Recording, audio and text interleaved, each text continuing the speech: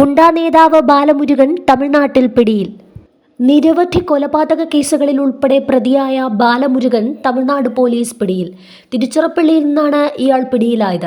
വാഹന പരിശോധനയ്ക്കിടെ തമിഴ്നാട് ക്യൂ ബ്രാഞ്ചാണ് ഇയാളെ പിടികൂടിയത്. തെങ്കാശി കോടതിയിൽ ഹാജരാക്കി ഇയാളെ ജുഡീഷ്യൽ കസ്റ്റഡിയിൽ വിട്ടു.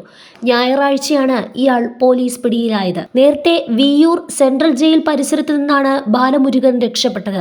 തമിഴ്നാട്ടിലെ വിരുദനഗർ കോടതിയിൽ ഹാജരാക്കി തിരികെ കൊണ്ടുവരുമ്പോൾ ജയിലിനു മുന്നിൽ വെള്ളം വാങ്ങാൻ നിർത്തിയപ്പോൾ കാറിൽ നിന്നിറങ്ങി ഓടുകയായിരുന്നു. 2:45-നും 3:30-ക്കുമിടയിൽ ജയിൽ വളപ്പിൽ ഒളിച്ച ഇയാൾ ആദ്യം ഒരു ജയിൽ ജീവനക്കാരന്റെ സൈക്കിൾ മോഷ്ടിച്ചാണ് കടന്നു കളഞ്ഞത്. തെങ്കാശി സ്വദേശിയായ ബാലമുരുകൻ കഴിഞ്ഞ മേയിലും സമാനമായ രീതിയിൽ പോലീസ് കസ്റ്റഡിയിൽ നിന്ന് രക്ഷപ്പെട്ടിരുന്നു. അന്നും മോഷ്ടിച്ച ബൈക്കിലായിരുന്നു ഇയാൾ കടന്നത്.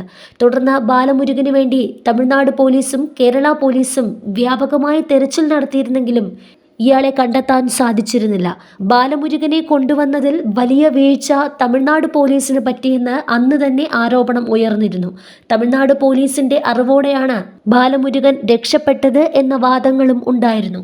2023 സെപ്റ്റംബർ 24 മുതൽ വിയ്യൂരിലെ അതീവ സുരക്ഷാ ജയിലിലായിരുന്നു ഇയാൾ. പോലീസിനെ ആക്രമിച്ച് നേരത്തെയും ഇയാൾ ജയിൽ ചാടിയിട്ടുണ്ട്. 33 വയസ്സിനിടെ 5ഓളം കൊലക്കേസുകളിലാണ് ബാലമുരുകൻ പ്രതിയായത്. തെങ്കാശി കോടതിയിൽ ഹാജരാക്കിയ ഇയാളെ ജുഡീഷ്യൽ കസ്റ്റഡിയിൽ റിമാൻഡ് ചെയ്തു. പ്രതിയെ വൈകാതെ വിയ്യൂർ പോലീസിന് കൈമാറും.